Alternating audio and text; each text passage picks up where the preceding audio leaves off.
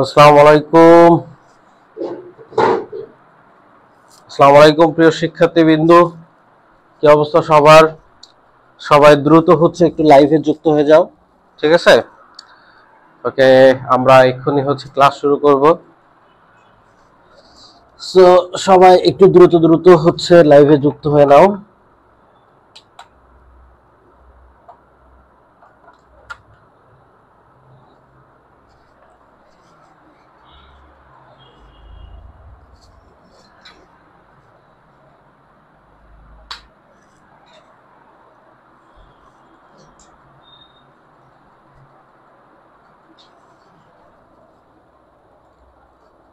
ওকে,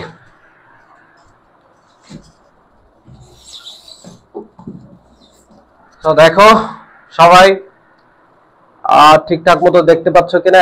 আমরা কিন্তু একদম টাইমলি চলে এসেছি। 10টায় ক্লাস, আরো 1 মিনিট আগেই আমরা লাইভটা দিয়েছি। তো সবাই একটু দ্রুত যুক্ত হয়ে নাও। আর সবাই দেখো যে তোমরা বোর্ডটা ক্লিয়ারলি দেখতে পাচ্ছ কিনা এবং আমার কথাটা ঠিকঠাক মতো শুনতে পাচ্ছ কিনা, ঠিক আছে? এগুলো ঠিকঠাক থাকলে তাহলে কিন্তু আমরা আজকের ক্লাসটা শুরু করব তোমাদের সাথে। তো দেখো যে তোমরা আসলে বোর্ড ক্লিয়ার দেখতে পাচ্ছ কিনা, ঠিক আছে?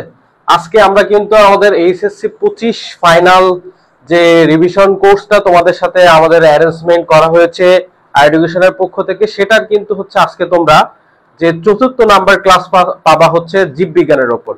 তো জীববিজ্ঞানের উপর 4র্থ নাম্বার যে ক্লাসটা, আজকের ক্লাসটা মেইনলি হবে কিসের উপর? আজকের ক্লাসের টপিকটা হবে আমাদের পরিপাক ও শোষণ। পরিপাক এবং শোষণ খুবই ইম্পর্টেন্ট একটা চ্যাপ্টার, তোমরা সবাই জানো। সো পরিপাক এবং শোষণ এই চ্যাপ্টারের উপর আমরা আজকে বিস্তারিত পড়াশোনা করব।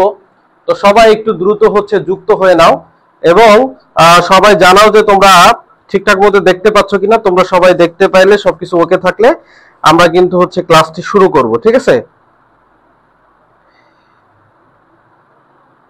ঠিকঠাক মতো শুনতে পাচ্ছ কিনা, ঠিক আছে?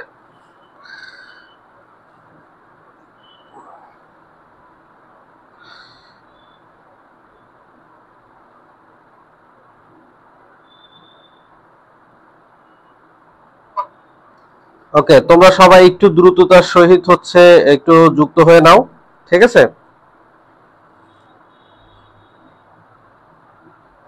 আমরা কিন্তু এক্ষুনি ক্লাসটা শুরু করে দিব।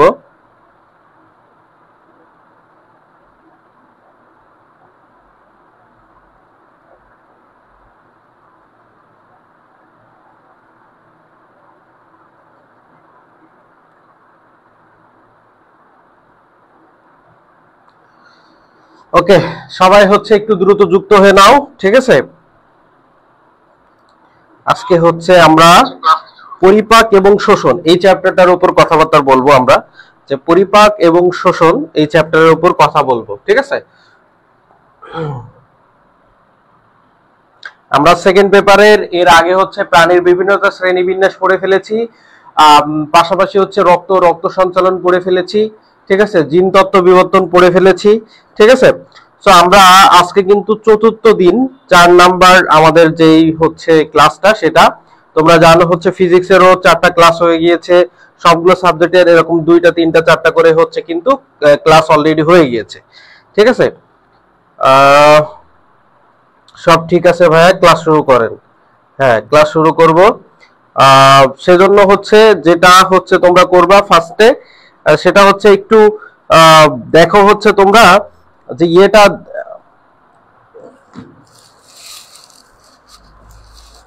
হ্যাঁ হ্যাঁ, কথা তো ঠিকঠাক মতো শোনা যাচ্ছে, তাই না? ওকে ওকে, তাহলে তোমরা ইয়ে করো যে প্রথম যে প্রশ্নটা, এই প্রশ্নটার অ্যান্সার দেওয়া শুরু করো। হ্যাঁ, প্রথম যে প্রশ্নটা, এই প্রশ্নটার অ্যান্সার দেওয়া শুরু করো, ঠিক আছে? প্রথম যে প্রশ্নটা, এটা কি প্রশ্ন দেখো।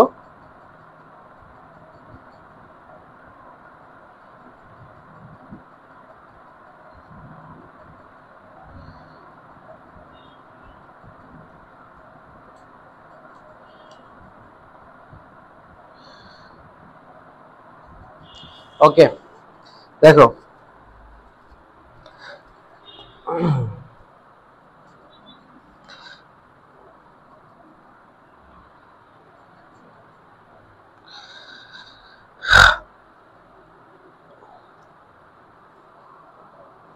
ওকে, দুধ দাঁতে অনুপস্থিত থাকে কোনটি? ঠিক আছে, দুধ দাঁতে অনুপস্থিত থাকে কোনটি? ঠিক আছে, দুধ দাঁতে অনুপস্থিত থাকে কোনটি? ঠিক আছে, দেখো রাজশাহী বোর্ড 21 সালে আসছিল প্রশ্নটা।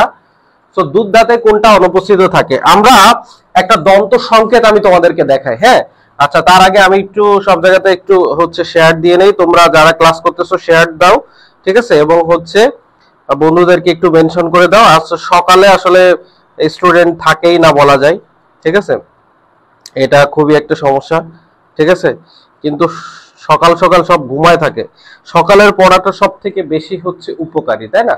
তুমি যদি রাতে দ্রুত ঘুমায় যাও এবং সকাল সকাল ভোরে ওঠো, ভোরে উঠে নামাজ পড়ো, নামাজ পড়ার পরে তুমি পড়তে বসো, ইনশাল্লাহ ওই পড়াটা তোমার কাছে সব থেকে বেশি ইফেক্টিভ হবে। তোমরা এইগুলো শুনে থাকো সবসময়, বাট এইগুলো অ্যাপ্লাই করার চেষ্টা করো।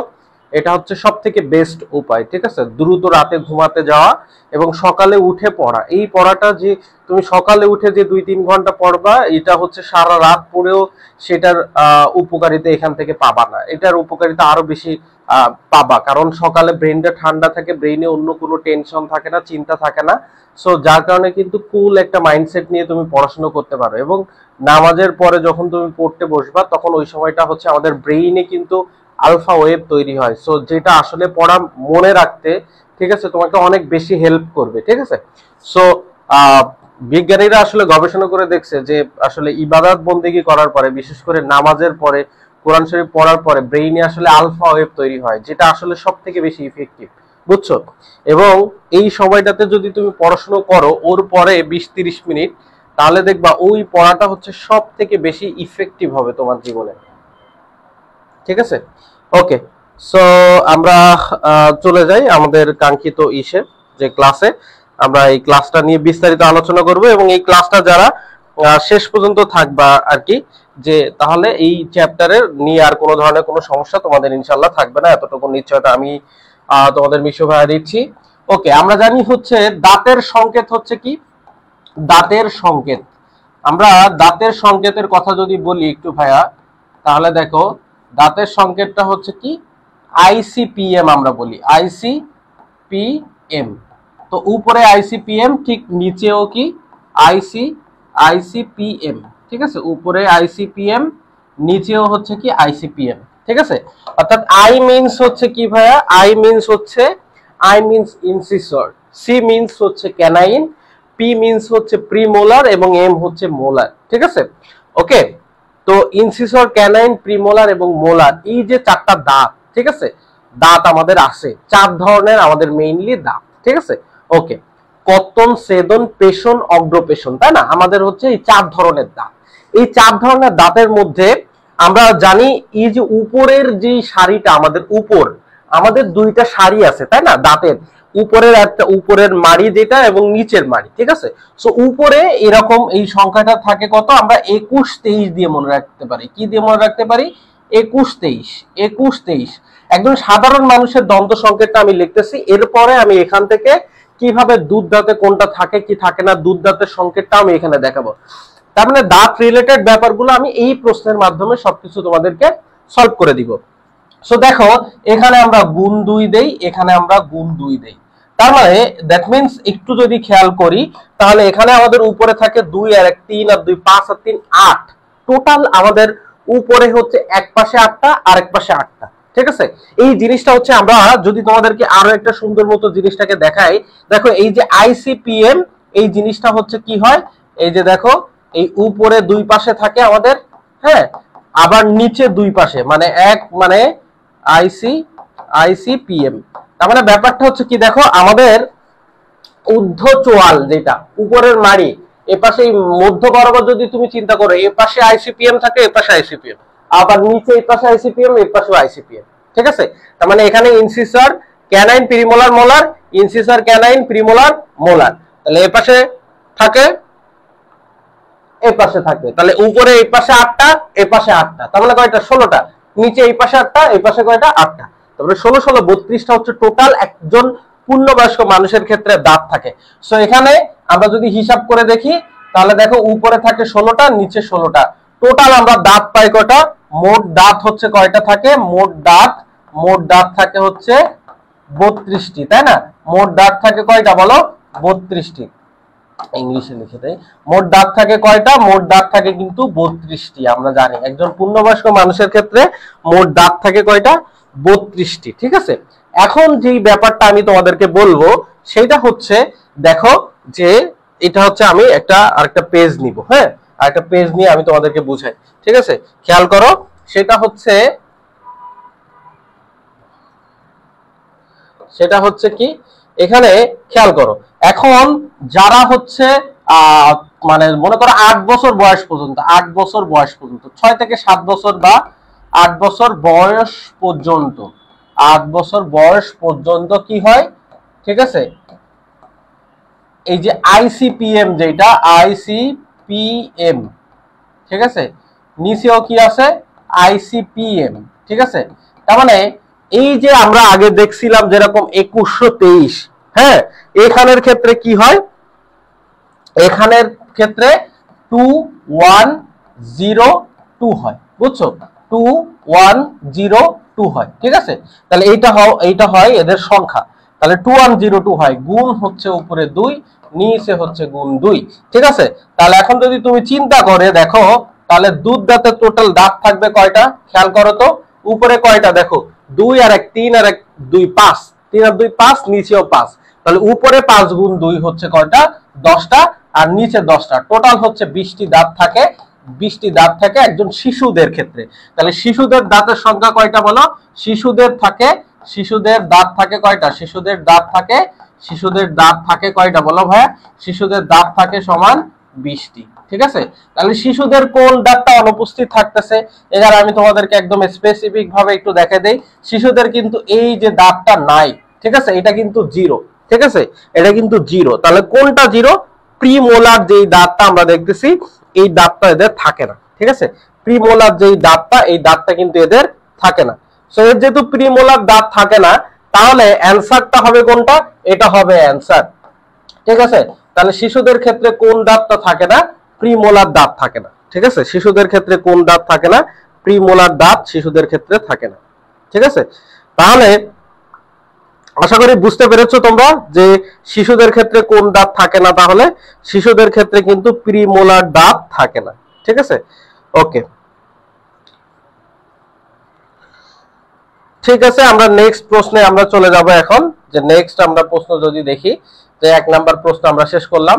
একজন 5 বছরের বালিকার দন্ত সংকেত কত? একজন 5 বছরের বালিকার দন্ত সংকেত কত? তাহলে আমরা একটু আগে দাঁত সম্পর্কিত ব্যাপারটা নিয়ে পড়াশোনা করছি, আমরা দেখেছি। তাহলে এখন একটু আগে আমরা কিন্তু ওই যে ব্যাপারটা পুরাটাই দেখেছি, যে কয়টা দাঁত হতে পারে। সো এখন কিন্তু তোমাদের সবারই পারা উচিত। ঠিক আছে, আমি বুঝি না, সকালে ক্লাস দেওয়াই উচিত না, দেখে এদের কেউই ক্লাস করে না,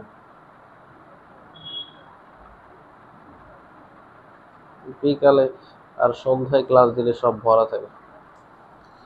আমার অবশ্য সময়ও নাই যে যতই ক্লাস। আসসালামু আলাইকুম ভাই। ওয়ালাইকুম আসসালাম। ওকে, যাই হোক, ক্লাসের মুডটা নষ্ট হয়ে যায় তোমাদের যখন এরকম দেখি সকালে এই অবস্থা। দেখো, আচ্ছা, আমরা একটু আগে দেখলাম যে আইসিপিএম, তাই না? এটা হচ্ছে দাঁতের সংখ্যা। এখানে উপরেও থাকে আইসিপিএম, নিচেও থাকে আইসিপিএম। ঠিক আছে, তাহলে আমরা জানি উপরে আইসিপিএম থাকে, এ পাশে আইসিপিএম, এ পাশে আইসিপিএম, এ পাশে আইসিপিএম, এ পাশে আইসিপিএম। এখন আমরা এই যে ইসের ক্ষেত্রে আমরা একটু আগেই দেখলাম যে একজন বাচ্চাদের ক্ষেত্রে 2102, এই সূত্রটা কেমন? 2102।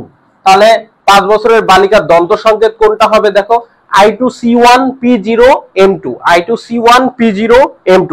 তাহলে কত কোনটা হবে অ্যানসার? নীরবতার ছায়া, একজন হচ্ছে মনে হয় ক্লাস দেখতেছে, মারিয়া আফরিন কেবল আসছে, এই আর কি। ওকে, দেখো, তাহলে হচ্ছে I2C1P0M2, আর বাকি যারা দেখতেছে 30 জনের মতো যারা আছে, সবাই হচ্ছে এমনিই দেখতেছে আর কি, শুধু দেখতে আসে, কমেন্ট করেন আর কি। আচ্ছা, তাহলে I2C1P0M2 এটা হবে অ্যানসার। ঠিক আছে, যারা কমেন্ট করবে না তাদেরকে পিডিএফ দিব না। ঠিক আছে, আলাদা আলাদা করে পিডিএফ দিব আজকে। ওকে, আচ্ছা, সো I2C1P0 হচ্ছে M2, I2C1P0M2। ঠিক আছে, ওকে, তাহলে এটা হচ্ছে একজন 5 বছরের বালিকার দন্ত সংকেতটা হচ্ছে এটা। একজন 5 বছরের বালিকার দন্ত সংকেত হচ্ছে কি? I2C1P0M2। ওকে, নেক্সট প্রশ্ন আমরা 3 নাম্বার। মানুষের মুখ বিবরে কয় জোড়া লালা গ্রন্থি থাকে? মানুষের মুখ বিবরে, মানুষের মুখ গহ্বরে কয় জোড়া লালা গ্রন্থি থাকে? মানুষের মুখ গহ্বরে কয় জোড়া লালা গ্রন্থি থাকে? দেখি বলো, মানুষের মুখ বিবরে কয় জোড়া লালা গ্রন্থি থাকে? বলো, 3 নাম্বার প্রশ্নের অ্যান্সারটা বলো দেখি। মানুষের মুখ বিবরে কয় জোড়া লালা গ্রন্থি থাকে?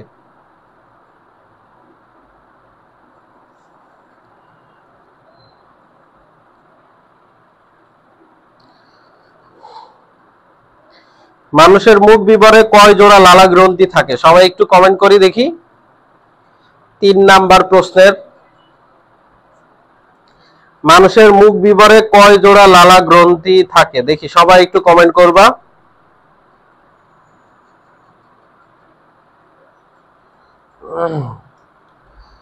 মানুষের মুখ বিবরে কয় জোড়া লালা গ্রন্থি থাকে?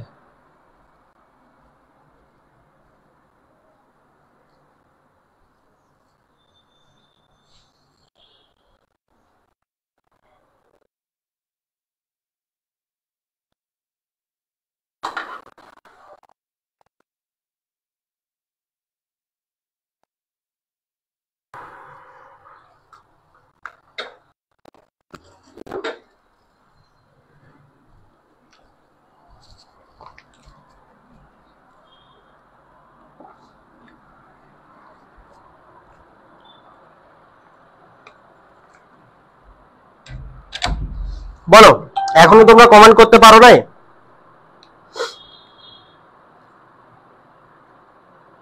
বুঝলাম না। বলো, মানুষের মুখ বিবরে কয় জোড়া লালা গ্রন্থি থাকে? এই হলো তোমাদের অবস্থা। এমন হইলে বলো ক্লাস নিতে কি ভালো লাগে?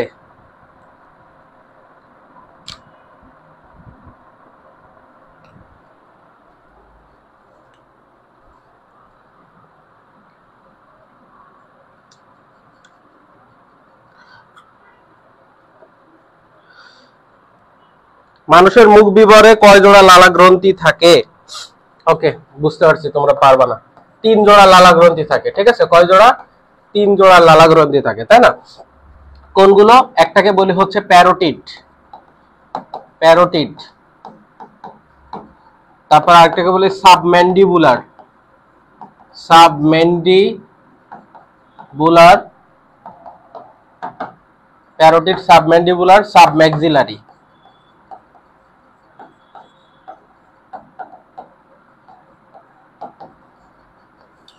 সো এরকম হচ্ছে কয়টা? 3 জোড়া হচ্ছে লালা গ্রন্থি থাকে, ঠিক আছে? কয় জোড়া লালা গ্রন্থি থাকে? 3 জোড়া লালা গ্রন্থি থাকে, প্যারোটিড, সাবম্যান্ডিবুলার আর সাবম্যাক্সিলারি। তাহলে কত হবে অ্যান্সার? 3 জোড়া। নেক্সট, এটা হচ্ছে 4 নাম্বার। নিচের কোন প্রকারের দাঁত শিশুদের থাকে না? ঠিক আছে, নিচের কোন প্রকারের দাঁত শিশুদের থাকে না? খাওয়া দাওয়া বাদ দিয়ে ক্লাস নিতে আসলাম।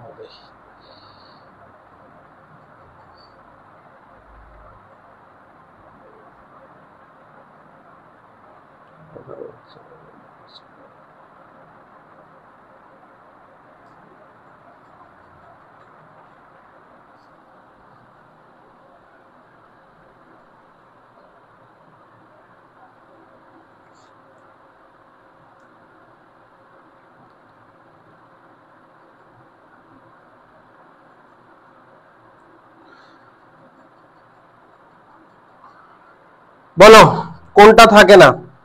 যদি আমরা হিসাব করে দেখি কি আইসি পিএম, তাই না? তাহলে কোনটা থাকে না? এইটা থাকে না। তাহলে কি ইনসিসর, ক্যানাইন, প্রিমোলার আর মোলার। তাহলে কর্তন, ছেদন, পেশন, অগ্রপেশন, কোনটা হবে বলো?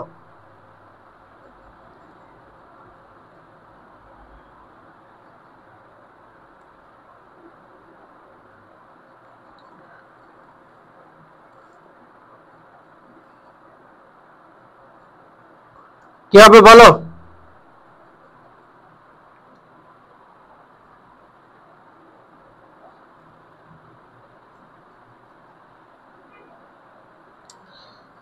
ওকে, অগ্রপেশন। নেক্সট প্রশ্ন, 5 নাম্বার। লালা গ্রন্থি থেকে নিঃসৃত উৎসেচক নিম্নের কোনটি? লালা গ্রন্থি থেকে কোনটা নিঃসৃত হয়? লালা গ্রন্থি থেকে নিঃসৃত উৎসেচক কোনটি বলো। বাবা এটা এইচএসসি 26-এর জন্য কেন, এইচএসসি 27-এর জন্য কাজ করবে, এমন ভাবে পড়ানো হয়। তুমি ক্লাস করতে থাকো বাবা, এইচএসসি 25-26 বলে কিছু না।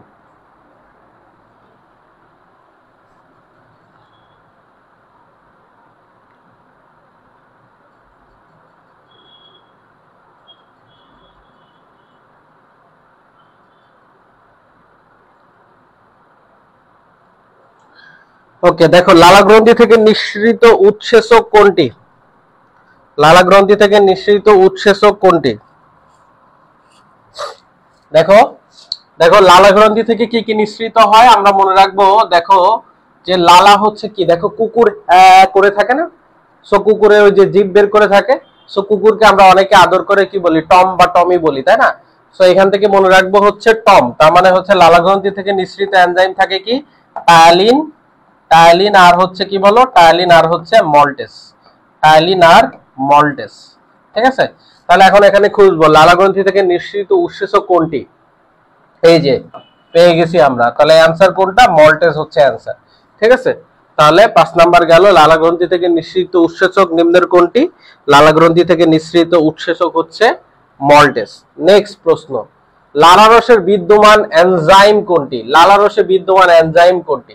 তো লালা রসে আমরা জানি টায়ালিন আর মল্টেস থাকে, টম থাকে, তাই না। লালা রসে কি থাকে, টম থাকে, এটা 6 নাম্বার প্রশ্ন। লালা রসে কি থাকে, টম থাকে, টায়ালিন আর কি থাকে, মল্টেস থাকে। ঠিক আছে, লালা রসে কি থাকে, টায়ালিন আর মল্টেস।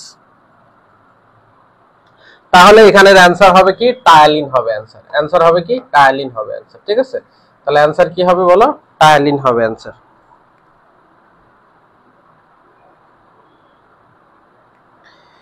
ঠিক আছে,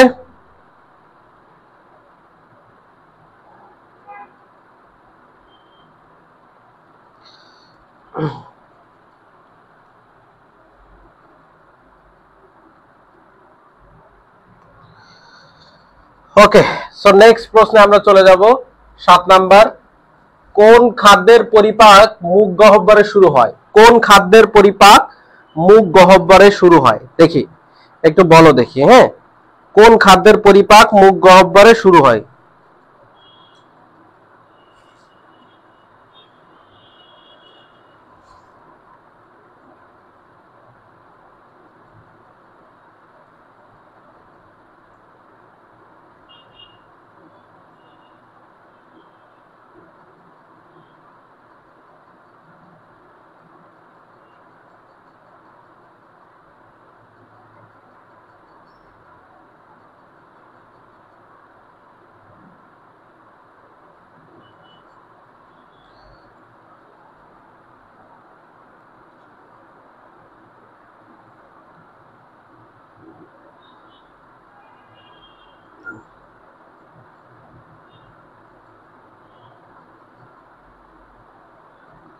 ওকে, তাহলে কোন খাবার হচ্ছে, দেখো কোন খাবার আমরা কি পড়তেছিলাম,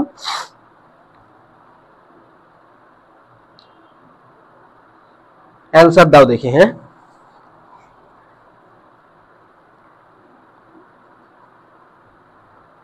শর্করা জাতীয় খাদ্যের পরিপাক মুখেই শুরু হয়। ইয়েস, তাহলে আমরা জানি হচ্ছে শর্করা জাতীয় খাবারের পরিপাকটা হচ্ছে কোথায় শুরু হয়, মুখ গহ্বরে শুরু হয়। তাহলে এখানে হচ্ছে শর্করা জাতীয় খাবারটা কোনটা বলো। তাহলে এখানে শর্করা জাতীয় খাবার আছে, দেখো কোনটা শর্করা জাতীয় খাবার, অ্যান্সার দাও। হ্যাঁ, আমরা জানি শর্করা জাতীয় খাবার যেগুলো আছে এইগুলোর হচ্ছে পরিপাকটা কোথায় হয়, এইগুলোর পরিপাকটা হচ্ছে মুখ গহ্বরে হয়। ঠিক আছে, মুখ গহ্বর থেকে পরিপাকটা শুরু হয় শর্করা জাতীয় খাবারের ক্ষেত্রে। সো এখানে দেখো হচ্ছে শর্করা জাতীয় খাবার কোনটা বলো তো, কোনগুলা, ভাত, রুটি, আলু, এইগুলো হচ্ছে শর্করা জাতীয় খাবার। তাহলে দেখো মাছ, ঘি, দুধ যেগুলো আছে এগুলো কি শর্করা জাতীয় খাবার না, কিন্তু দেখো হচ্ছে ওই যে উপরে যেটা আছে কি, ভাত। ঠিক আছে, তাহলে ভাতটা হচ্ছে কি জাতীয় খাবার বলো, ভাত হচ্ছে শর্করা জাতীয় খাবার। সো আমরা জানি হচ্ছে শর্করা জাতীয় খাবারের পরিপাক, তাই না, শর্করা জাতীয় খাবারের পরিপাক কোথায় হয়, মুখ গহ্বরে হয় শর্করা জাতীয় খাবারের পরিপাক। তাহলে অ্যান্সার হবে কোনটা, এই যে শর্করা জাতীয় খাদ্যের পরিপাক যেটা আছে ভাত। ঠিক আছে, তাহলে 7 নাম্বার শেষ। এখন চলে আসলাম আমরা 8 নাম্বার। 8 নাম্বার প্রশ্ন, কোন গ্রন্থি থেকে টায়ালিন খরিত হয়? টায়ালিন খরিত হয় কোন গ্রন্থি থেকে? ঠিক আছে, কোন গ্রন্থি থেকে টায়ালিন খরিত হয় দেখি বলো। ভাত হবে। তাহলে কোন গ্রন্থি থেকে টায়ালিন খরিত হয় একটু বলো তো, কোন গ্রন্থি থেকে টায়ালিন খরিত হয়?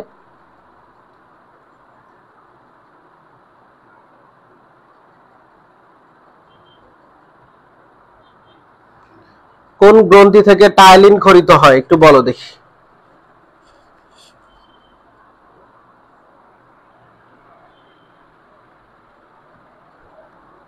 কোন গ্রন্থি থেকে টায়ালিন খরিত হয়?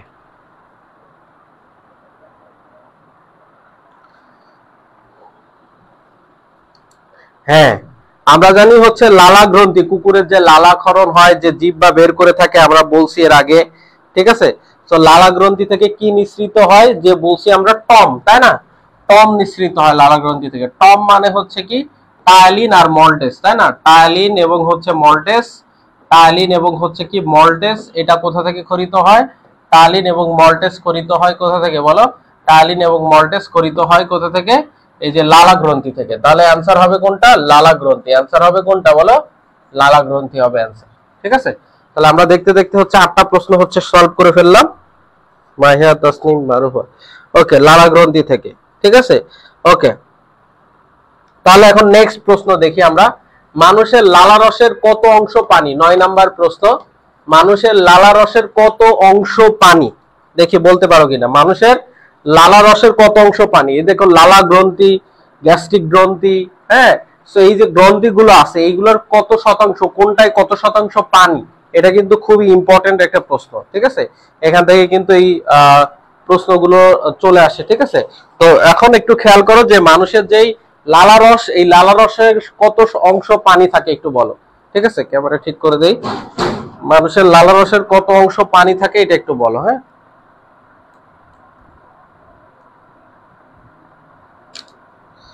মানুষের লালা রসের কত অংশ পানি থাকে একটু বলবা। ওকে, মানুষের লালা রসের কত শতাংশ পানি? সবাই একটু অ্যান্সার দেওয়ার চেষ্টা করো। হ্যাঁ, নীরবতার ছায়া ও লেখছে হচ্ছে 95.5। ওকে, আমরা যাচাই করে দেখবো আসলে কোনটা মানুষের লালা রসের কত শতাংশ পানি। ইয়েস, মানুষের লালা রসের হচ্ছে 95.5। ঠিক আছে, লালা রসের হচ্ছে কত? 95.5% হচ্ছে কি থাকে? পানি থাকে। ঠিক আছে, মানুষের লালা রসের 95.5% কি থাকে? পানি থাকে। ঠিক আছে, ওকে, নেক্সট প্রশ্ন দেখি আমরা, যে 10 নাম্বার, আমরা কোন এনজাইমটি লালা গ্রন্থিতে পাওয়া যায়? কোন এনজাইমটি লালা গ্রন্থিতে পাওয়া যায়? ঠিক আছে, খুবই সহজ প্রশ্ন, কারণ রিপিট হচ্ছে, দেখছো রিপিট হচ্ছে প্রশ্ন, রিপিট হচ্ছে, বাট একটু ঘুরায় আসতেছে, জাস্ট হালকা একটু ঘুরায় রিপিট হচ্ছে। ঠিক আছে, তাহলে হালকা একটু ঘুরায় যে রিপিটেশনটা হচ্ছে এখানে হচ্ছে তোমাদের কিন্তু পারা উচিত, তাই না? সো সবাই একটু বলো তো হচ্ছে কোনটা হবে।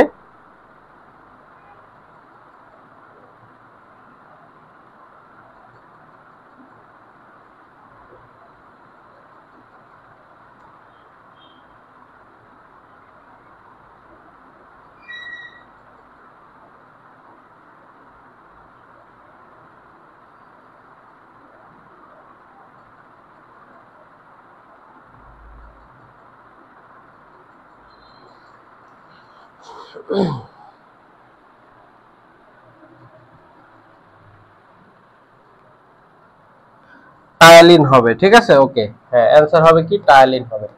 ওকে, নেক্সট প্রশ্নে আমরা চলে যাই, 11 নাম্বার, লালা নিঃসৃত হয় কোন গ্রন্থি থেকে? ঠিক আছে, লালা নিঃসৃত হয় কোন গ্রন্থি থেকে? দেখো তো 11 নাম্বার, লালা নিঃসৃত হয় কোন গ্রন্থি থেকে?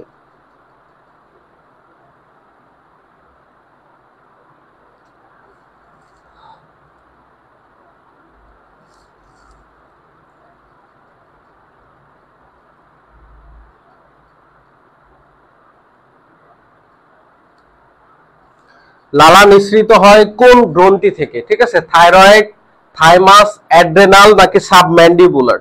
কোন গ্রন্থি? তোমরা এতক্ষণ দেখছো যে লালা রস, ঠিক আছে, লালা গ্রন্থি থেকে নিঃসৃত হচ্ছে, বাট কোন অংশ থেকে নিঃসৃত হচ্ছে এইটা, ঠিক আছে? প্যারোটিড, সাবম্যান্ডিবুলার নাকি সাবম্যাক্সিলারি, কোন অংশ থেকে, নাকি অ্যাড্রেনাল, কোনটা থেকে হবে বলো তো?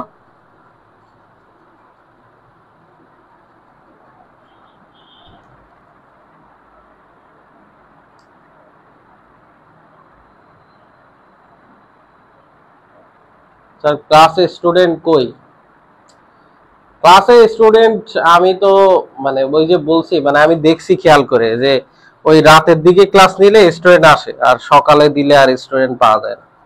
সকালে সব ঘুমায়, এরা আসলে পরীক্ষার্থী তো না, আসলে কি বলবো।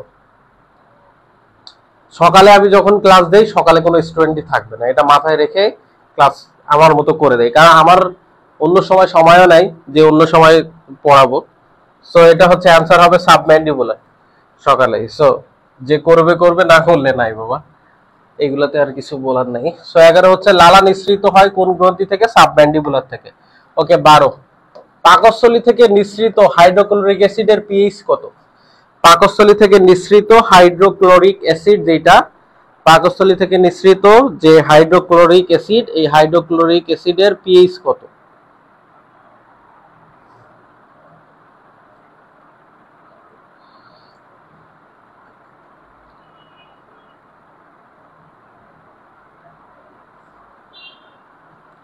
পাকস্থলী থেকে নিঃসৃত যে হাইড্রোক্লোরিক অ্যাসিড, সেই হাইড্রোক্লোরিক অ্যাসিডের, ক্লাস নিতেই ভালো লাগে না।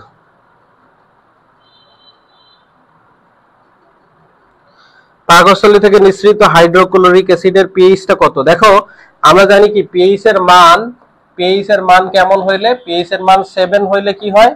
পিএইচ এর মান 7 হইলে সেটাকে আমরা বলি নিউট্রাল, বুঝছো? পিএইচ এর মান 7 মানে হচ্ছে নিউট্রাল। 7 থেকে যদি কম হয়, 7 থেকে ধরো এটা একটা অবস্থা, ধরো এটা 0 থেকে 14, ঠিক আছে? তো 7 হইলে কি হয়? 7 হইলে নিউট্রাল হয়। 7 থেকে যখন কম হবে, এই 7 থেকে কম এই অংশটা হচ্ছে কি? Acidic, acidic. আর এর পরে যে এই অংশটা, এটা হচ্ছে কেমন হবে? 7 এর পরে এটা হচ্ছে বেস, ঠিক আছে? এটা হচ্ছে বেস, বেসিক, ঠিক আছে? তার মানে এটা হচ্ছে কি? এটা হচ্ছে অম্লীয় বা অ্যাসিডীয়, আর এটা হচ্ছে কি বলো? ক্ষারীয়, ক্ষারীয় পরিবেশ। তো আমরা জানি যে আমাদের যে 1 এর যত কাছাকাছি থাকবে, 0 থেকে এই 1 2 3 এই যত কাছাকাছি থাকবে তত অ্যাসিড কি হবে? অ্যাসিডের মান তত বেশি তীব্র হবে। যত সামনের দিকে যাবে অ্যাসিডের মান একটু কমতে থাকবে, তাই না? তাহলে আমরা জানি পাকস্থলী থেকে পিএইচ এর মানটা অনেক বেশি, পাওয়ার অফ হাইড্রোজেনের মানটা অনেক বেশি, অনেক বেশি অ্যাসিডিক, অনেক বেশি অ্যাসিডিক। তাহলে এখানে যদি মানটা অনেক বেশি অ্যাসিডিক হয়, তাহলে এই মানটা হচ্ছে খুব কমই হবে, 2 থেকে 3 হবে। অ্যান্সার কি হবে? 2 থেকে 3, ঠিক আছে? ওকে, তাহলে ডান। নেক্সট প্রশ্ন চলে যায় আমরা, কত দেখলাম? 12। নেক্সট হচ্ছে 13। নিচের কোন অঙ্গে ইউরিয়া উৎপন্ন হয়? নিচের কোন অঙ্গে ইউরিয়া উৎপন্ন হয়? ইউরিয়া কোথায় উৎপন্ন হয়? পাকস্থলী, ক্ষুদ্রান্ত্র, অগ্নাশয় নাকি যকৃৎ? ইউরিয়া কোথায় উৎপন্ন হয়?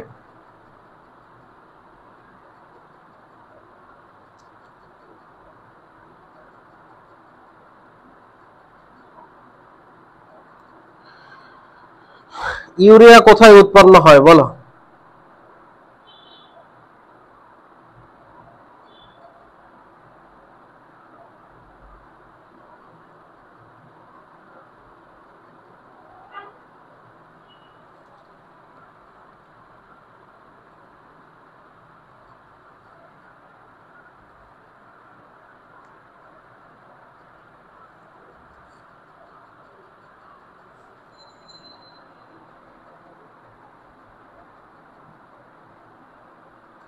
যকৃতে ইউরিয়া উৎপন্ন হয়। ইয়েস। সো ইউরিয়াটা উৎপন্ন হয় কোথায়? যকৃৎ। তাহলে অ্যান্সার হবে কোনটা? যকৃৎ। ওকে, 13 নাম্বার গেল। 14 নাম্বার। ওকে, পাকস্থলীতে HCl ক্ষরণে ভূমিকা রাখে কে?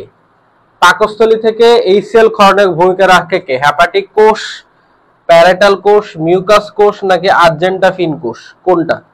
পাকস্থলী থেকে HCl যে ক্ষরণ হয়, হাইড্রোক্লোরিক অ্যাসিড যে ক্ষরণ হয়, পাকস্থলী থেকে এই হাইড্রোক্লোরিক অ্যাসিড ক্ষরণে সহায়তা করে কে আসলে? ঠিক আছে, হেল্প করে কে? পাকস্থলীর কোন কোষ থেকে আসলে হাইড্রোক্লোরিক অ্যাসিডটা নিঃসৃত হয়? এটা দেখলে আসলে বোঝা যাবে, তাই না? পাকস্থলীর কোথা থেকে আসলে হাইড্রোক্লোরিক অ্যাসিডটা নিঃসৃত হয়? তো সবাই পারবে এটা আমরা জানি যে তনুশ্রী ঘোষ বলতেছে। তো পাকস্থলীর কোন কোষ থেকে আসলে নিঃসৃত হয়? আমরা জানি হচ্ছে কি প্যারাইটাল কোষ থেকে। তাহলে অ্যানসার হবে কোনটা বলো? প্যারাইটাল কোষ। ওকে, তাহলে পাকস্থলীতে HCl ক্ষরণে ভূমিকা রাখে কোন কোষ? প্যারাইটাল কোষ। ওকে, পাকস্থলীর প্রাচীরের যে প্যারাইটাল কোষ থাকে, প্যারাইটাল কোষ থেকে নিঃসৃত হয় কোনটি? একই রকম প্রশ্ন, জাস্ট ঘোরায় ফিরায় কিভাবে আসে। সো বলো, এটা তো একটু আগে দেখলাম, তো এখন হচ্ছে সবাই পারবা। প্যারাইটাল কোষ এটা আগেরটা ছিল। এখন এটা বলো যে পাকস্থলী প্রাচীরের প্যারাইটাল কোষ থেকে নিঃসৃত হয় কোনটি? পেপসিনোজেন, HCl, মিউকাস নাকি গ্যাস্ট্রিন? মিউকাস নাকি গ্যাস্ট্রিন, কোনটা হবে বলো?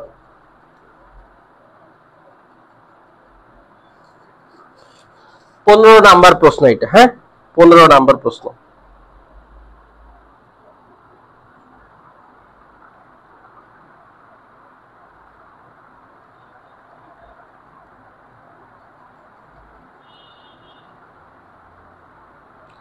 পনেরো নাম্বারের হচ্ছে BS HCl, ঠিক আছে? 15 নাম্বার হচ্ছে কি? BHCl। ওকে, নেক্সট প্রশ্ন, যে কোনটি শর্করা, 16 নাম্বার প্রশ্ন, কোনটি শর্করা পরিপাককারী এনজাইম? শর্করা পরিপাক করে কোনটা এর মধ্যে? ঠিক আছে, অ্যামাইলেজ, ট্রিপসিন, পেপসিন, লাইপেজ, এইগুলোর মধ্যে শর্করা পরিপাক করে কোনটা? কোনটা শর্করা পরিপাককারী এনজাইম একটু বলো তো, কোনটা শর্করা পরিপাককারী এনজাইম হবে?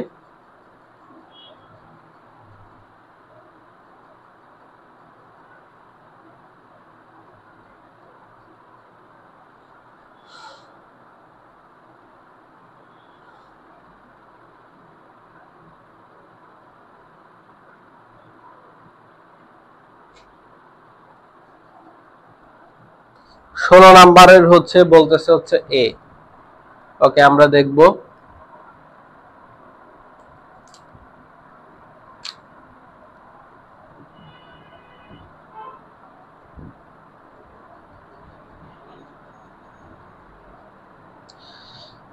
ওকে, সো হ্যাঁ, আমরা দেখছি, দেখো কোনো কিছুর নামের শেষে যদি এরকম থাকে ইন, কোনো কিছুর নামের শেষে যদি ইন থাকে সেটা হবে কি? প্রোটিন। দেখো, প্রোটিন ইটসেলফ নামের শেষে কি আছে? ইন। তাহলে কোনো কিছুর নামের শেষে যদি ইন থাকে সেটা হবে প্রোটিন। যেমন ট্রিপসিন, তার মানে কি আছে? ইন আছে, তার মানে এটা প্রোটিন। পেপসিন, ইন আছে, তার মানে এটা কি? প্রোটিন। তার মানে সোজা কথা হচ্ছে ইনমিন, টিনসিন, কিনজিন যদি থাকে, মানে ইন যদি বোঝা যায় যে লাস্টে ইন হচ্ছে, ইন মিন, মিন ইন, মিন মানে কি? ইন।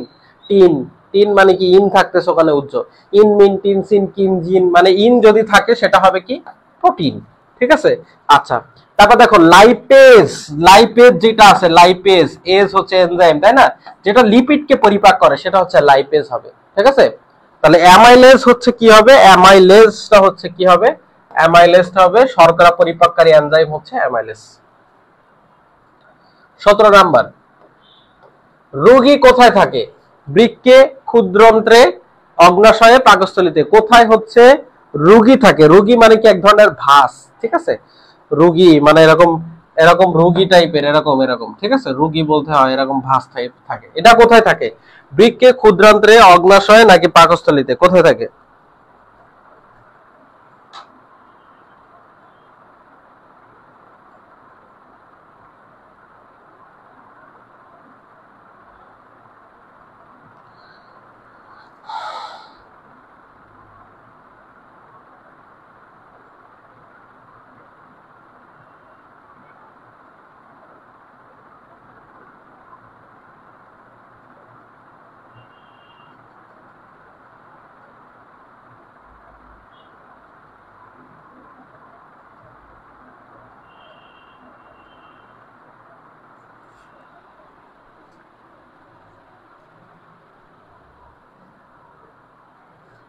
রোগী কোথায় থাকে বলো?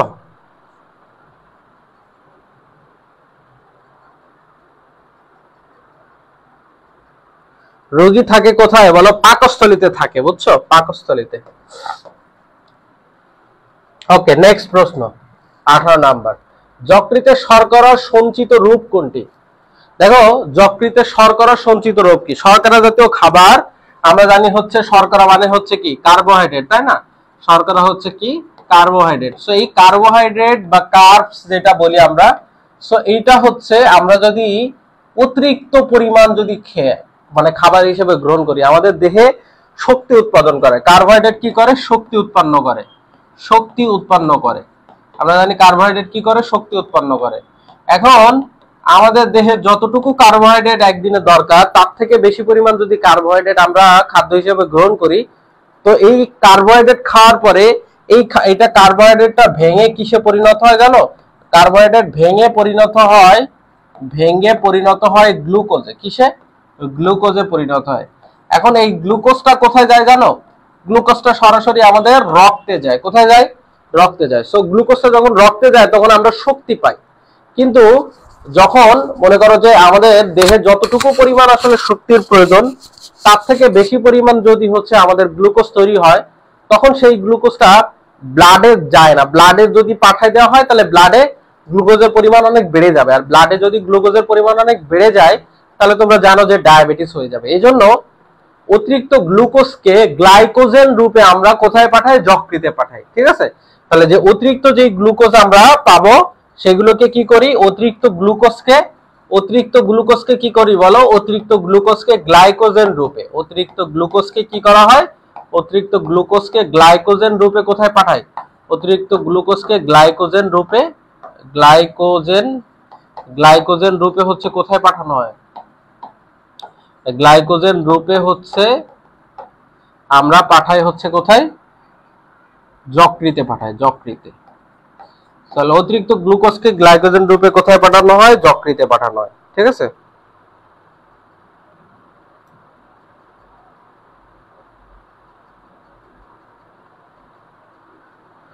ঠিক আছে, তাহলে এখানে অ্যান্সার হবে কোনটা? গ্লাইকোজেন হবে অ্যান্সার। ঠিক আছে? ওকে। কেন যকৃতে পাঠায়? কারণ যাতে হচ্ছে যকৃতে থাকলে ওখানে হচ্ছে জমা থাকে, যাতে ব্লাডে থাকলে তো বেশি হয়ে যেত, এই জন্য। আর গ্লুকোজ রূপে কেন যকৃতে রাখি না? কারণ মানে যকৃতের মধ্যেও তো ব্লাড ভেসেল গুলো যায়। সো গ্লুকোজ রূপে রাখলে ওর সাথে মিশে যায়, এই জন্য গ্লাইকোজেন রূপে আমরা আলাদাভাবে জমা রাখি। ঠিক আছে? ওকে, নেক্সট আমরা 17 দেখলাম, সরি 18 দেখলাম, 19। কোনটি মানবদেহের সবচেয়ে বড় গ্রন্থি? দেখো, মানবদেহের সবচেয়ে বড় গ্রন্থি যদি বলা হয় মানবদেহের সবচেয়ে বড় অঙ্গ কোনটি? মানবদেহের সবচেয়ে বড় অঙ্গ কোনটি? সেটার অ্যান্সার কি হবে? মানবদেহের সবচেয়ে বড় অঙ্গ কোনটি? মানবদেহের সবচেয়ে বড় অঙ্গ কোনটি? এখানে বলছে কি মানবদেহের সবচেয়ে বড় গ্রন্থি কোনটি? তাহলে বলো তো, দুইটা অ্যান্সার বলো পাশাপাশি। মানবদেহের সবচেয়ে বড় অঙ্গ কোনটা আর মানবদেহের সবচেয়ে বড় গ্রন্থি কোনটা?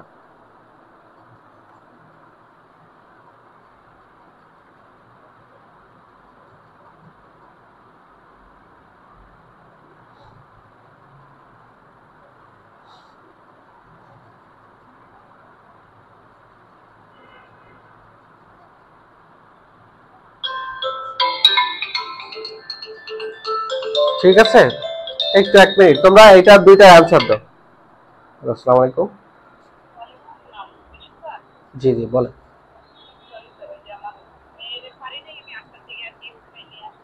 আমি না না না, শেষ। হ্যাঁ হ্যাঁ, আমি আপনাকে একটু পরে ফোন দিই। হ্যাঁ, ক্লাস আছে তো।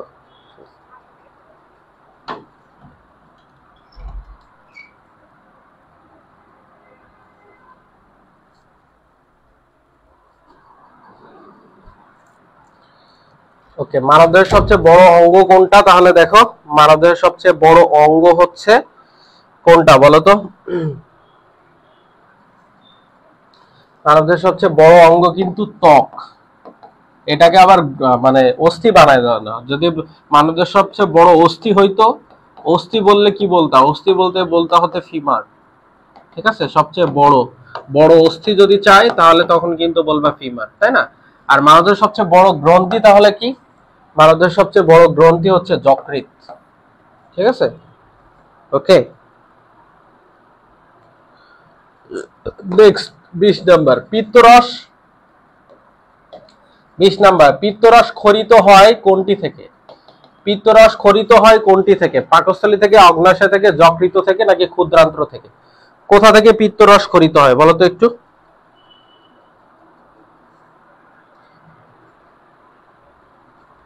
পিত্তরস খরিত হয় কোথা থেকে?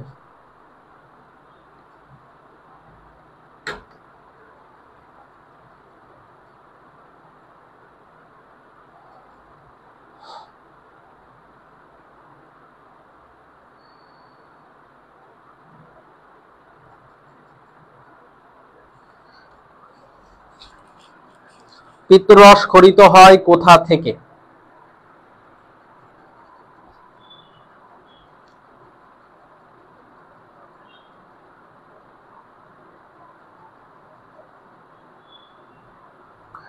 বলো, পিত্তরস খরিত হয় কোথা থেকে?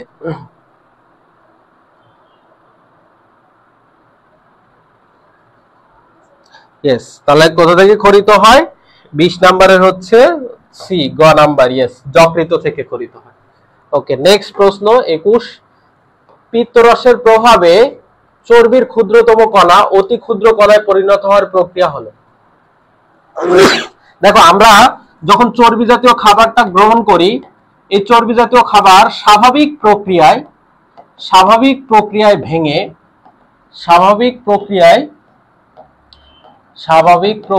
ভেঙে তাহলে কি বললাম, যে চর্বি জাতীয় খাবার স্বাভাবিক প্রক্রিয়ায় ভেঙে ক্ষুদ্র চর্বি হয়। ঠিক আছে, ক্ষুদ্র চর্বি হয়।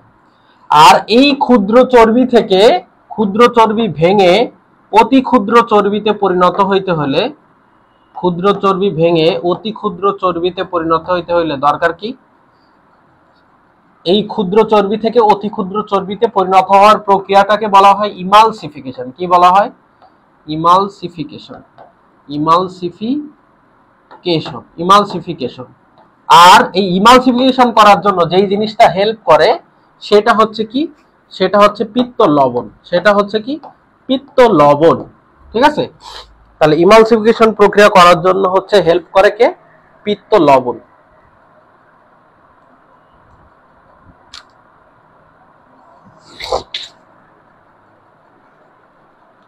ঠিক আছে, তাহলে এমনি যে স্বাভাবিক প্রক্রিয়ায় চর্বি ভেঙে ক্ষুদ্র চর্বি হয়, কিন্তু ক্ষুদ্র চর্বি থেকে অতি ক্ষুদ্র চর্বিতে পরিণত হইতে হলে কি? এই প্রক্রিয়াটাকে আমরা ইমালসিফিকেশন বলি, এবং এখানে যেই জিনিসটা হেল্প করে সেটা হচ্ছে পিত্ত লবণ। ঠিক আছে, ওকে। সো আশা করি ক্লিয়ার হয়েছে।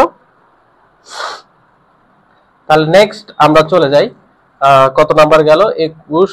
নেক্সট হচ্ছে 22। সো ইউরিয়া উৎপন্ন হয় কোন অঙ্গে? 22 নাম্বার, ইউরিয়া উৎপন্ন হয় কোন অঙ্গে? অগ্ন্যাশয়ে, হৃৎপিণ্ডে, যকৃতে, নাকি ফুসফুসে? ইউরিয়া কোথায় উৎপন্ন হয়?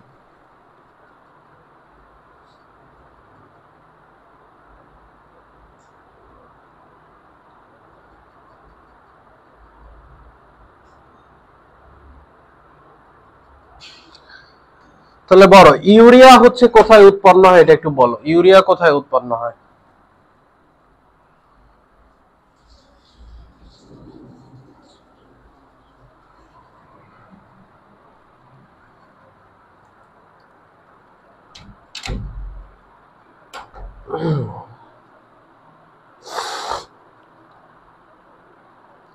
বাইশ নাম্বারে হচ্ছে সি বলতেছো, যকৃৎ। ইয়েস, ইউরিয়া উৎপন্ন হয় কোথায়?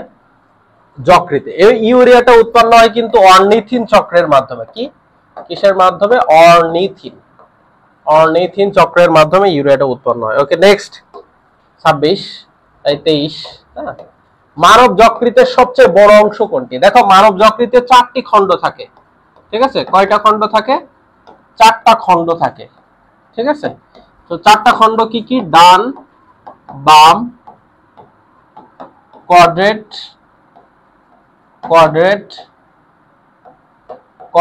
আর হচ্ছে কি? কর্ডেট। তাহলে মানব যকৃতের খণ্ড থাকে কয়টা? 4টা। তার মধ্যে সব থেকে বড় যেই খণ্ড, সেই খণ্ডের নিচে কি থাকে জানো? পিত্তথলি থাকে। কি থাকে? পিত্তথলি। আর পিত্তথলিতে কি থাকে? পিত্তরস থাকে। এই পিত্তরসে কোনো এনজাইম ও হরমোন নেই, কোনো এনজাইম হরমোন নেই, এনজাইম ও হরমোন নেই। হ্যাঁ, হরমোন নেই, কিন্তু কি আছে জানো? একটা লবণ থাকে, একটা লবণ থাকে। সেই লবণটাকে কি বলি?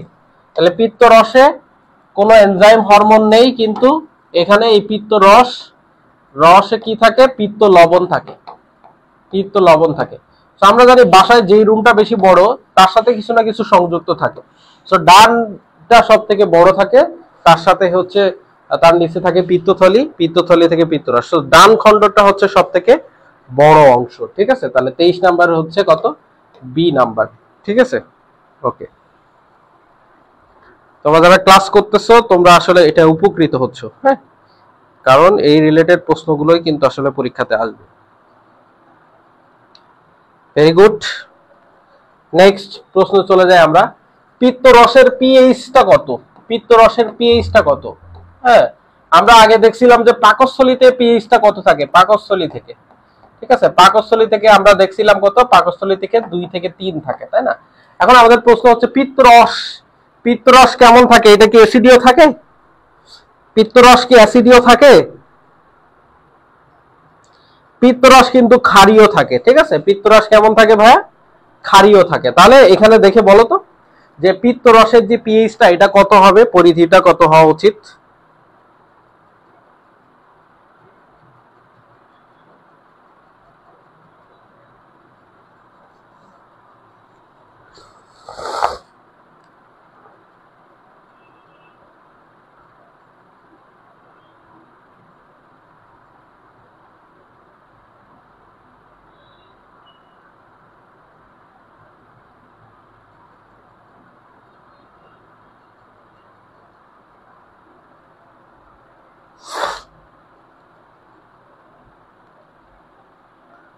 ইয়েস, 24 এর হচ্ছে ডি। 7.6 থেকে 7.6 থেকে এটা 24। হ্যাঁ, 7.6 থেকে 8.6 হচ্ছে থাকে হচ্ছে পিত্তরসের পিএইচটা। ওকে, ডান। সো নেক্সট প্রশ্ন 25। মানবদেহে পিত্ত উৎপন্ন হয় কোথায়? অগ্নাশয়ে, যকৃতে, পিত্তথলিতে নাকি বৃক্কে? কোথায়? দেখো, একটু সিস্টেমেটিক অ্যান্সার দেওয়ার চেষ্টা করতে হবে। মানবদেহে পিত্ত উৎপন্ন হয় কোথায়?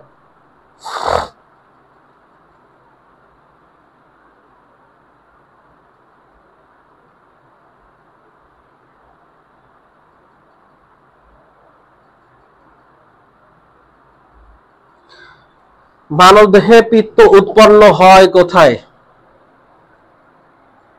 25 নাম্বার।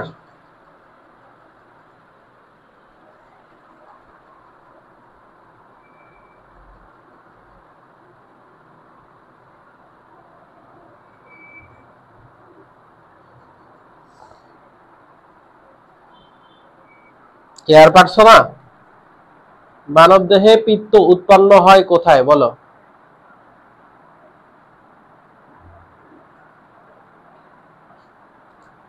যকৃতে পিত্ত উৎপন্ন হয়। ইয়েস, তাহলে অ্যান্সারটা কি হবে? যকৃত হবে। ঠিক আছে, তাহলে যকৃতে পিত্ত উৎপন্ন হয়। ওকে, নেক্সট প্রশ্ন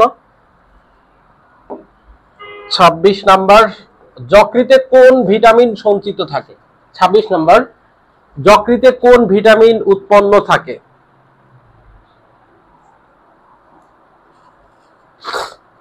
যকৃতে কোন ভিটামিন? দেখো কত নাম্বার চলে আসলাম আমরা? 26 নাম্বার। যকৃতে কোন ভিটামিন সঞ্চিত থাকে?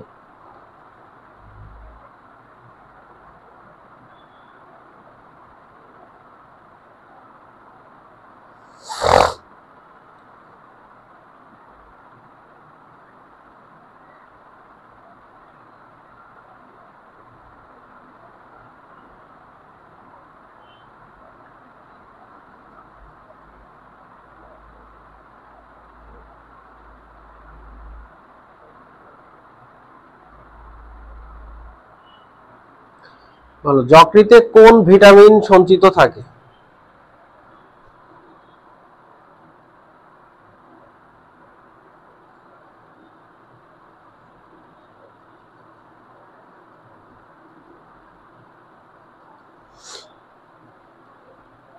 Vitamin A, yes, vitamin A সঞ্চিত থাকে।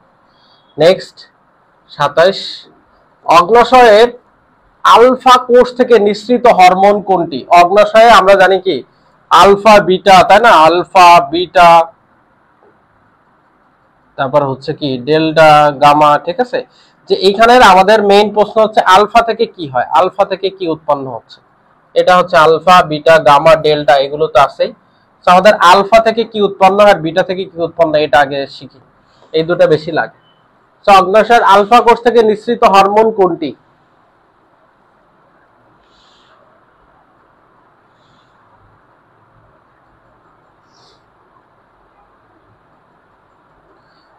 আলফা থেকে কোন হরমোন নিঃসৃত হয়? যে জি আয়াম এসপি, এগুলো আমরা এইভাবে মনে রাখি, জি আয়াম এসপি, আলফা বিটা গামা ডেল্টা। হ্যাঁ, তাই আলফা থেকে হচ্ছে কি হয় গ্লুকাগন, ইনসুলিন, সোমাটোস্ট্যাটিন আর হচ্ছে প্যানক্রিয়াটিক পলিপেপটাইড। তারপরে তাহলে হচ্ছে কি হবে, এখানে অ্যান্সার হবে কি গ্লুকাগন, 27 নম্বর। এটা হচ্ছে চট্টগ্রাম বোর্ডে আসা প্রশ্ন একটা।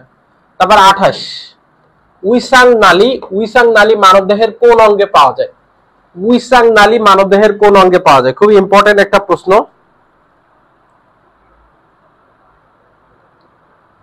হ্যাঁ, গ্লুকাগন। এখন এইটা কি হবে বলো, উইসাং নালী মানবদেহের কোন অঙ্গে পাওয়া যায়?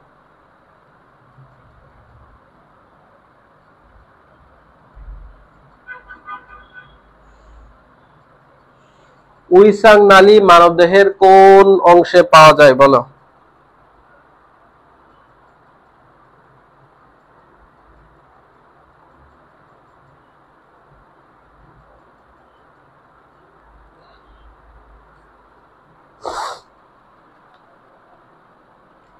আঠাইশ নাম্বারের কি হবে? এ হবে, অগ্নাশয়ে পাওয়া যায়। ঠিক আছে, উইসাং নালী কোথায় পাওয়া যায়?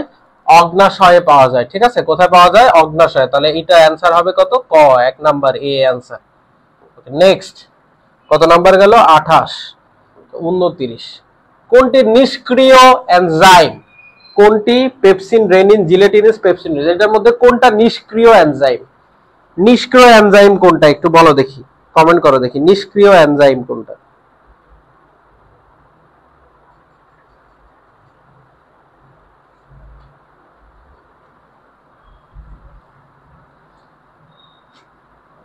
ও, ক্যামেরা ঠিক করে দিচ্ছি, তোমরা বলো নিষ্ক্রিয় এনজাইম কোনটা।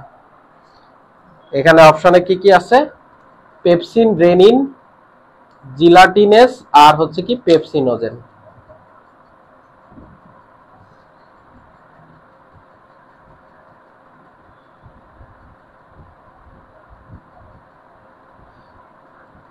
পেপসিন, রেনিন, জিলাটিনেস আর হচ্ছে কি পেপসিনোজেন। নিষ্ক্রিয় এনজাইম কোনটা?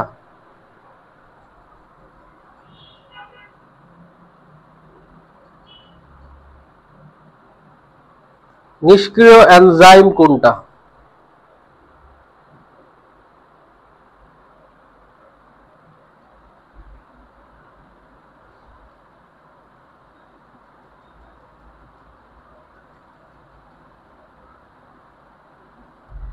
হ্যাঁ, একটা জিনিস মনে রাখবা, কোনো কিছুর নামের শেষে জেন, জেন হচ্ছে কোথায় থাকবে? নামের শেষে যদি জেন, নামের শেষে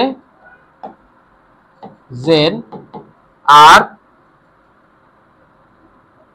নামের শেষে যদি জেন থাকে তাহলে সেটা হবে কি? নিষ্ক্রিয়। আর নামের প্রথমে প্রথমে যদি প্রো থাকে, প্রথমে নামের প্রথমে নামের প্রথমে প্রো থাকলে সেটা তারা হচ্ছে কি হয়? তারাও নিষ্ক্রিয় হয়। আর নামের শেষে জেন থাকলে, ঠিক আছে, যেমন যদি এখানে হয়তো প্রোরেনিন, প্রোরেনিন যদি থাকতো তাহলে ওইটা নিষ্ক্রিয় হইতো। সো পেপসিনোজেন নামের শেষে জেন আছে, সো এটা হবে কি? নিষ্ক্রিয়। ঠিক আছে, নামের শেষে জেন থাকলে সেটা কি হবে? নামের শেষে যদি জেন থাকে তাহলে নিষ্ক্রিয় হয়। আর নামের প্রথমে যদি কোনো কারণে প্রো থাকে, নামের প্রথমে প্রো বা নামের শেষে যদি জেন থাকে তাহলে এটা হচ্ছে কি হবে? নিষ্ক্রিয় হবে। জাস্ট এই টার্মটা মনে রাখবে, এটা দিয়ে অনেক জায়গায় কাজে লাগে। ঠিক আছে, অনেক চ্যাপ্টারে বা হচ্ছে তোমার কেমিস্ট্রিতেও এটা কাজে লাগে। ঠিক আছে, ওকে। নেক্সট যদি আমরা দেখি 29 শেষ, 30 নাম্বার যদি দেখি, দুধের মতো সাদা কাইল তৈরি হয় কিসের মাধ্যমে? লসিকা প্লাস চর্বি, লসিকা শর্করা, লসিকা আমিষ, লসিকা লৌহ কোনটার মাধ্যমে আসলে স্টুডেন্ট এত কম কেন? এটা সকালবেলা স্টুডেন্ট থাকেই না। ক্লাস আবার তুমি রাতে দাও, 7টা 8টার দিকে দাও, 8টা 9টা দাও, নো প্রবলেম, স্টুডেন্ট অ্যাভেলেবল। কারণ এখন তো মানুষের নেচারটা পরিবর্তন হয়ে গেছে, মানুষ রাতে দেরিতে ঘুমায় আর সকালে ঘুম থেকে উঠে, তাই না?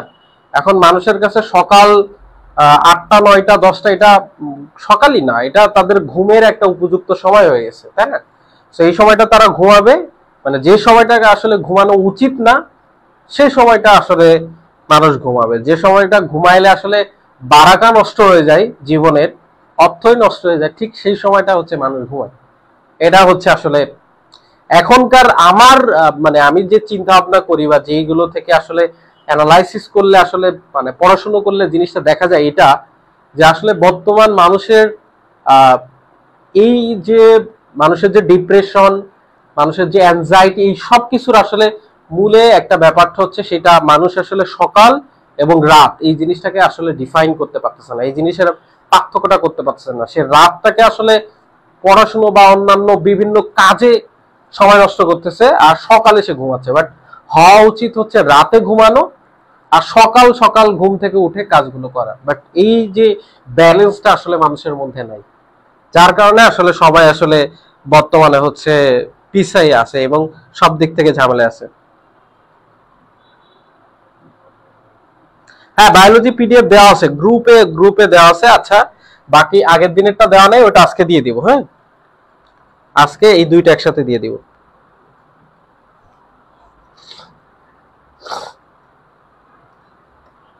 তাহলে বলো এটা হচ্ছে অ্যান্সার কোনটা?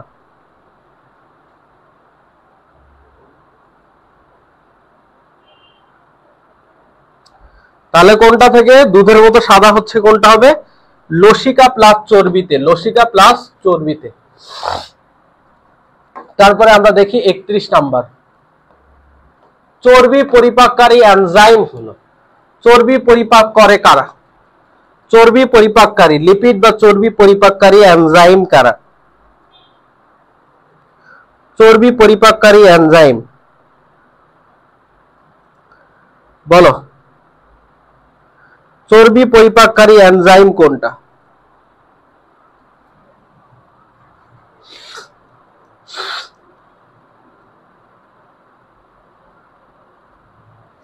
এটা কত নাম্বার? 31 নাম্বার। চর্বি পরিপাককারী এনজাইম কোনটা একটু বলো দেখি, চর্বি পরিপাককারী এনজাইম কোনটা?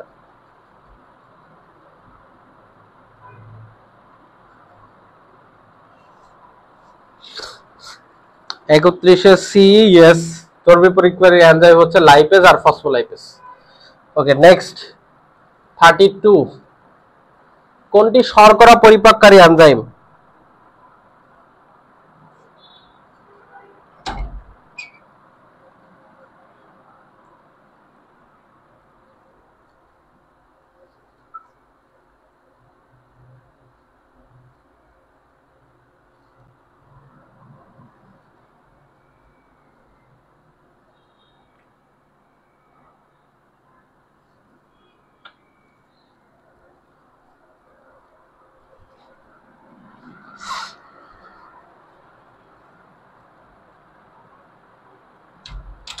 বলো, চর্বি পরিপাককারী এনজাইম কোনটা?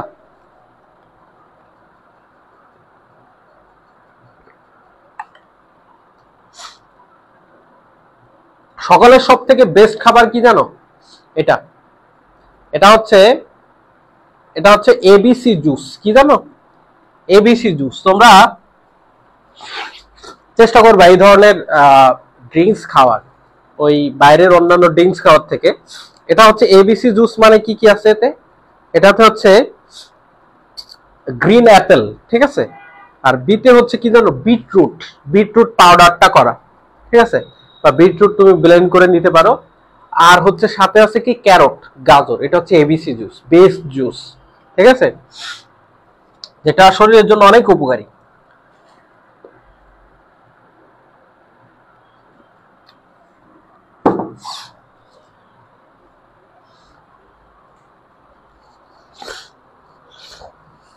ওকে, তাহলে কোনটা দেখতেছিলাম? কোনটি শর্করা পরিপাককারী এনজাইম? তাহলে কি অ্যান্সার দিয়েছো?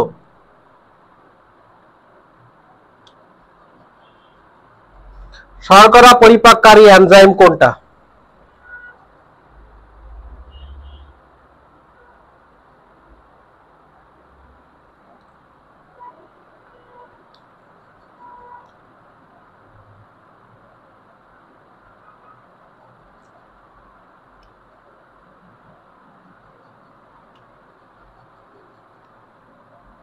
টাইলিন মল্টেস কি যে দেয় আল্লাহ,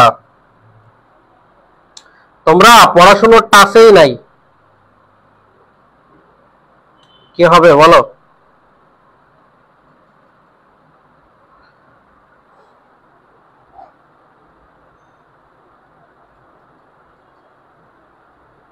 টাইলিন দিয়ে অন্যভাবে বলতেছে, হ্যাঁ অন্য অ্যান্সার দিচ্ছে। ওকে, এটা কত 32 না? ও 33। পরিপাকে সাহায্যকারী হরমোন কোনটি? পরিপাকে সাহায্যকারী হরমোন কোনটি বলো?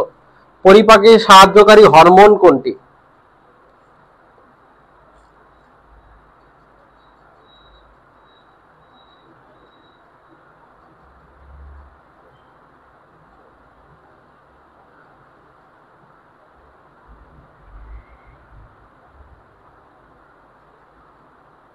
পরিপাকে সাহায্যকারী হরমোন কোনটি?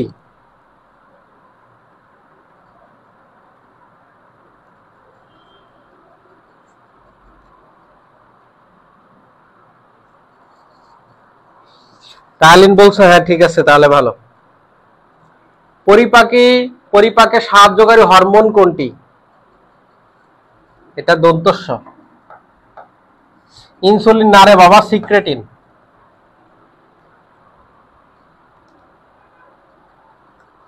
Secretin, secretin. পরিপাকে সাহায্যকারী হরমোন কোনটা? সিক্রেটিন। হ্যাঁ, ওইটা না। পরিপাকে সাহায্যকারী হরমোন কোনটা? সিক্রেটিন। ওকে, নেক্সট প্রশ্ন দেখি যে কত গেল। 33, 34-এ যাই। নিচের কোনটি প্রোটিন পরিপাককারী এনজাইম? প্রোটিন পরিপাককারী এনজাইম কোনটা? 34। প্রোটিন পরিপাককারী এনজাইম। আমি আগে বলছিলাম কিন্তু তোমাদের যে প্রোটিন পরিপাককারী এনজাইম কি বলছি, প্রোটিন নামটা লিখতে গেলে কি থাকে লাস্টে? PROTIN, ইন থাকে। ইন মানে হচ্ছে প্রোটিন, তাই না? সো প্রোটিন পরিপাককারী এনজাইম গুলো হচ্ছে নামের শেষে ইন থাকবে। ইনমিন, টিনসিন, কিনজিন থাকলে।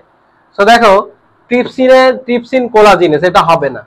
কাইমোট্রিপসিন ফসফোলাইপেজ, এটা হবে না।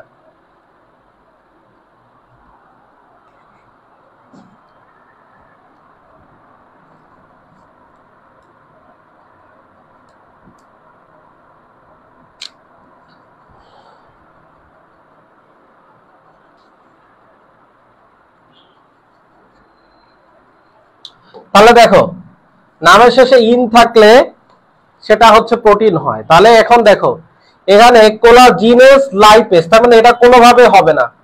ঠিক আছে, তাহলে গটা আমি বাদ দিলাম। খ আর ক, এই তিনটার মধ্যে কোনটা হবে অ্যান্সার একটু বলো দেখি।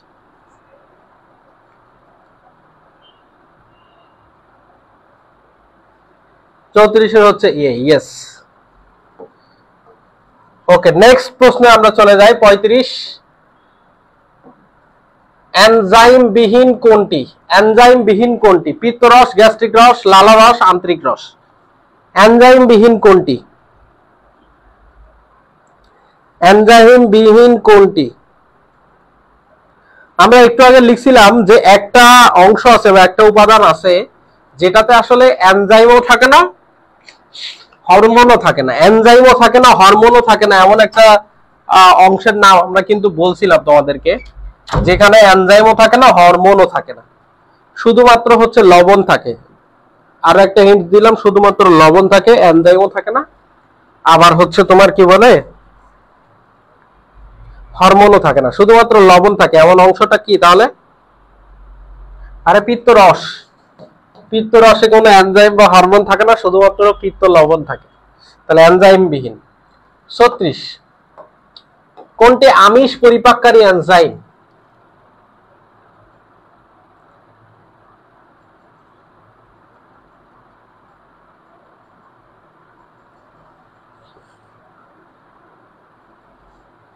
কোনটি আমিষ পরিপাককারী এনজাইম?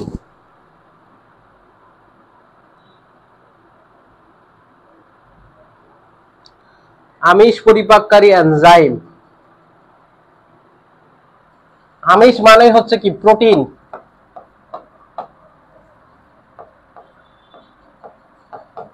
সো ট্রিপসিন তো কি করে, আমিষ পরিপাক করে না।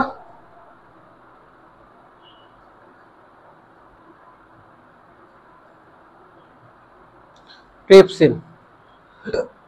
নেক্সট 37, কাইলোমাইক্রন আসলে কোথায় অবস্থিত? কাইলোমাইক্রন কোথায় অবস্থিত? কাইলোমাইক্রন কোথায় অবস্থিত?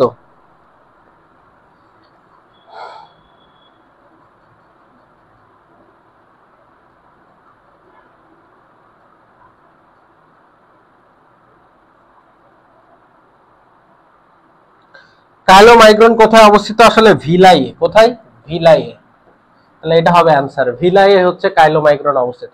তাহলে 37 গন, ভিলাইয়ে হচ্ছে কাইলোমাইক্রন অবস্থিত।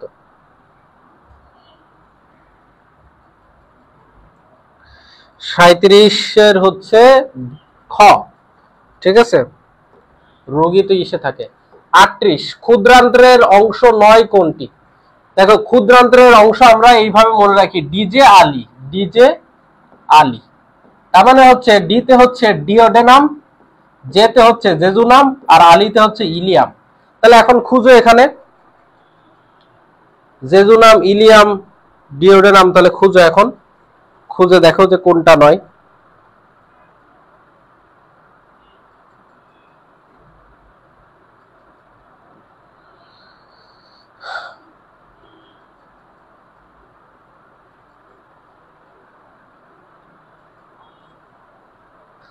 এখানে একটা কাহিনী আছে, এই প্রশ্নটা অ্যান্সার তোমরা দিতে পারো কিনা। আরে বাবা, ও তো এ দিয়ে বসে আছে। দেখো duodenum, jejunum, Ilium, duodenum, duodenum, jejunum, Ilium, এরা হচ্ছে সবাই, এরা হচ্ছে ক্ষুদ্রান্ত্রের অংশ। তাহলে ক্ষুদ্রান্ত্রের অংশ নয় কোনটা? এটাও অ্যান্সার হয়, এটাও অ্যান্সার হয়, কারণ এই দুইটাই হচ্ছে বৃহদান্ত্রের অংশ। তাহলে দুইটা অ্যান্সার আছে এখানে। 38 নাম্বারের হচ্ছে সিও হবে, ডিও হবে, বুঝছো? নেক্সট 39, ভ্যাটার অফ অ্যাম্পুলা কোনটির সাথে সম্পৃক্ত? ভ্যাটার অফ অ্যাম্পুলা কোনটির সাথে সম্পৃক্ত? ভ্যাটারের অ্যাম্পুলা, ভ্যাটার অফ অ্যাম্পুলা কোনটার সাথে সম্পৃক্ত?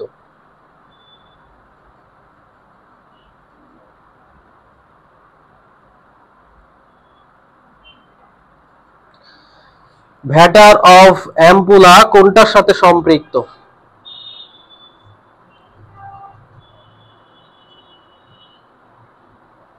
39 এ সি, ইয়েস, অভিন্ন।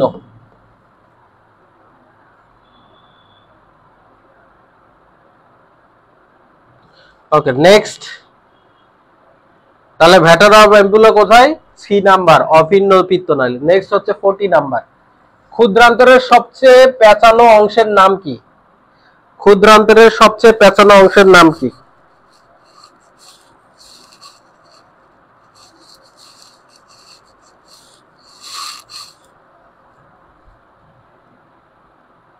ক্ষুদ্রান্তরের সবচেয়ে পেঁচানো অংশের নাম হচ্ছে কি জানো? জেজুনাম। 40 হচ্ছে ক, জেজুনাম। নেক্সট হচ্ছে 41, কোন খাবার বেশি খেলে দেহ কাইল নামক সাদা লসিকার সৃষ্টি হয়? কোন খাবার বেশি গ্রহণ করলে দেহে কাইল নামক লসিকার সৃষ্টি হয়, বলো?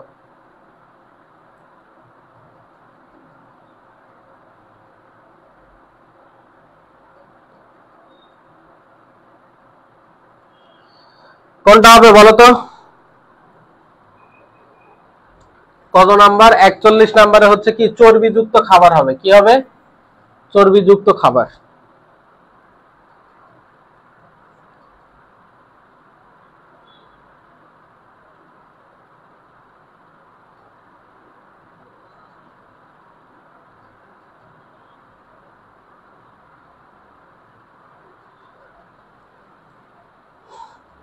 42।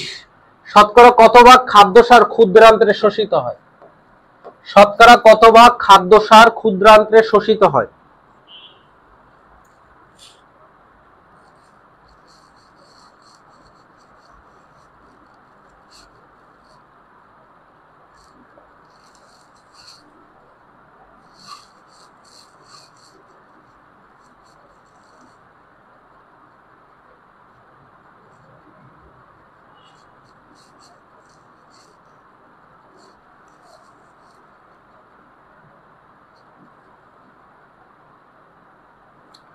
শতকরা কত ভাগ খাদ্যসার ক্ষুদ্রান্ত্রে শোষিত হয়? না, সি না, 42 হচ্ছে এ হবে, বুঝছো? 90% হবে, 90%।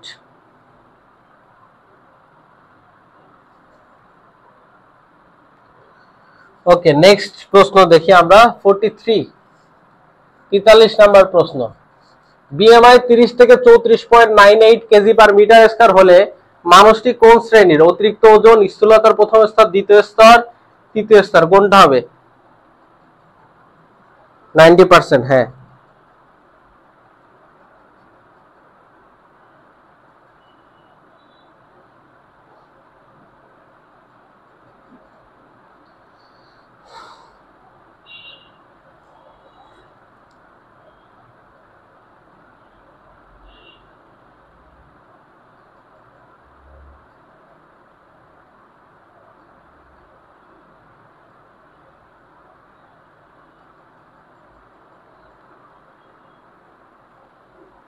ওকে, 43 নাম্বারের কি হবে? এটা হচ্ছে অতিরিক্ত ওজন হবে। কি হবে? অতিরিক্ত ওজন, ক।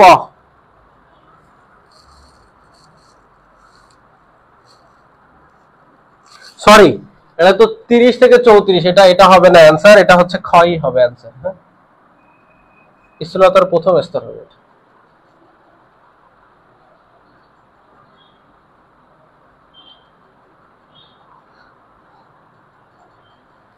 তারপর হচ্ছে 44।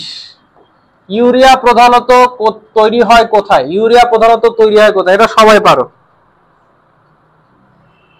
44 তো সবাই পারবা।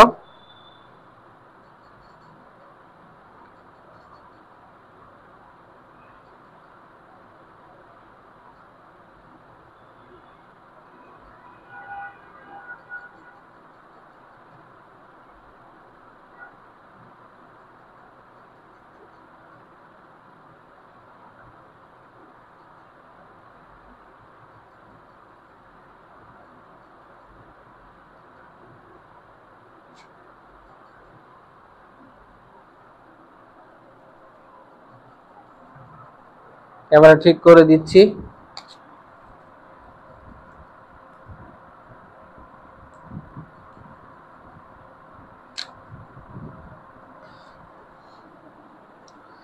ওকে, সো এটা হচ্ছে অ্যান্সার কি হবে? যকৃৎ। নেক্সট 45। ইনসুলিন নিঃসৃত হয় কোথায় থেকে? ইনসুলিন নিঃসৃত হয় কোথা থেকে?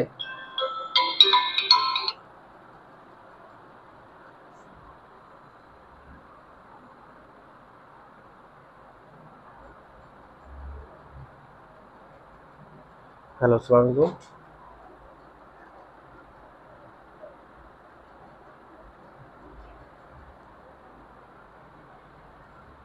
আচ্ছা, আমি একটু ব্যস্ত আছি, তো ক্লাসে আছে, অনলাইন পড়াচ্ছি। ঠিক আছে, পরে তো। আচ্ছা, আপনি 3টার দিকে ফোন দিয়েন। ঠিক আছে।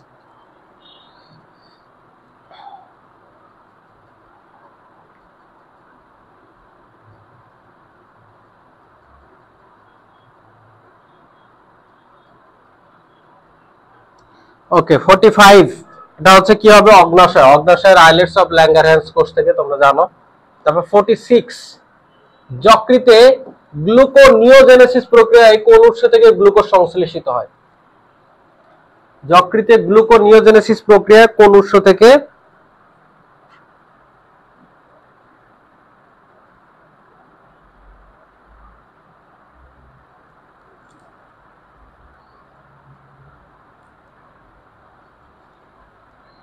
ও এটা অপশনটাই ভুল আছে বুঝছো, 46 এটা ভুল আছে, 47 দেখো, 47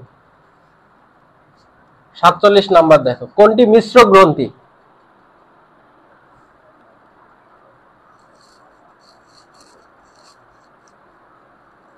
কোনটি মিশ্র গ্রন্থি?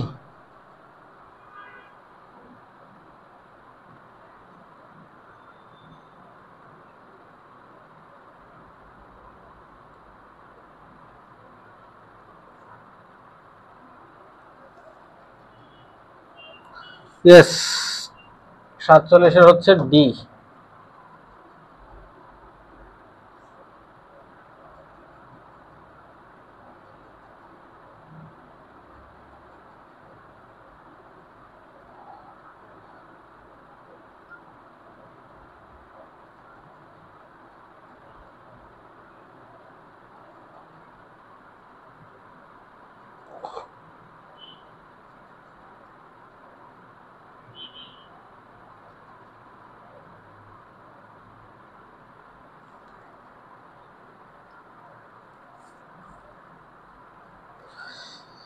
ওকে, তাহলে কোনটা মিশ্র গ্রন্থি? অগ্নাশয়। সো এইখানে হচ্ছে আমাদের ক্লাসটা শেষ হইলো। সেই ক্লাসের হচ্ছে পিডিএফটা হচ্ছে আমরা গ্রুপে দিয়ে দিব, এবং হচ্ছে